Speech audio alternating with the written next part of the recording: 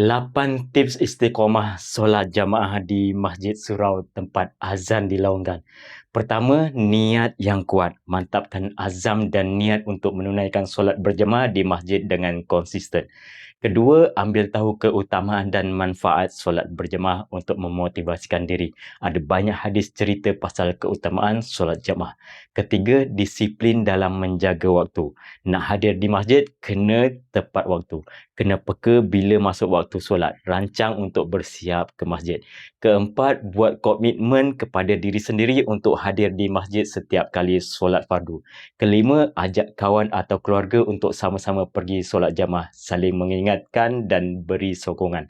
Keenam, buat peringatan. Gunakan peringatan atau alarm untuk mengingatkan waktu solat. Apps waktu solat pun ada banyak dalam store boleh kita guna.